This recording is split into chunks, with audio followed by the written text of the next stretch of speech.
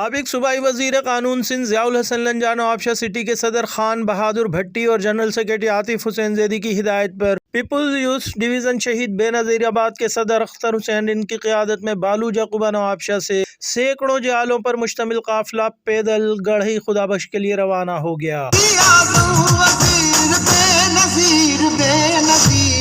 بالوجہ قبہ Peoples secretariat سے روانہ پیدل قافلے میں قاضی احمد دولت پور، شاہ پور، جہانیہ، مورو، نوشہر و فیروز، بھریا سٹی، کنڈیارو، کوٹری کبیر، ہنگورجہ، گمبٹ اور دیگر علاقوں کے سینکڑوں کارکن شامل تھے۔ جعلی کارکن 16 دن کی مسافت طے کر کے 27 دسمبر کو لاڑکانہ پہنچیں گے۔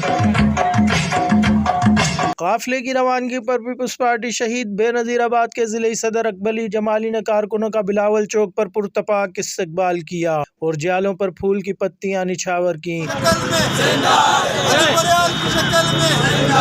اس موقع پر پیپلز پارٹی نو آبشار کے ضلعی انفارمیشن سیکرٹری راشد چانڈیو، یونس بھٹی، عبید اللہ عرف بوبی بروہی، عامر لاکھو، عمران بوبی، اعظم قادر، جاوید مشتاق ابڑو، کاشف قریشی، سکندر سوڈر، امان اللہ سولنگی اور فرقان عارف ابڑو بھی موجود تھے۔ پیپلز پارٹی کے رہنماؤں نے سینکڑوں ورکرز پر مشتمل کارواں بے نظیر پیدل قافلے کو شہید بے نظیر آباد بالوجہ قبہ سے رخصت کیا۔ کارواں کی روانگی سے قبل جاوید مشتاق ابڑو نے کہا کہ پیپلز پارٹی کے جالے اپنا تن من دھن شہید بھٹو کے لیے قربان کرنے کو تیار ہیں۔ میں محترمہ شہید بے نظیر کی بھٹو کی برسی پر جو ہمارا نواب شاہ سے پیدل قافلہ کا لاڑکانہ کے لیے روانہ ہوا ہے ان کو خراج تحسین پیش کرتا ہوں، اور وہ اپنا من دھن سب کچھ پیپلز پارٹی شہید محترمہ بے نظیر بھٹو کے لیے قربان کرنے کے لیے تیار ہیں، اور انشاءاللہ 27 دسمبر کو ہم لوگ بھرپور شرکت کریں گے پیپلز پارٹی کو، اور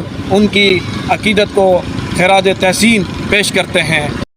پیپلز پارٹی کے رہنماؤں نے سینکڑوں ورکرز پر مشتمل کارواں بے نظیر پیدل قافلے کو شہید بے نظیر آباد بالوجہ قبہ سے رخصت کیا۔ سینکڑوں جالوں پر مشتمل پیدل رواں یہ قافلہ مختلف شہروں سے ہوتا ہوا 27 دسمبر کو گڑھی خدا بخش شہید رانی محترمہ بے نظیر بھٹو کے مزار پر حاضری دے گا اور برسی کے حوالے سے منعقدہ جلسے میں بھی شرکت کرے گا۔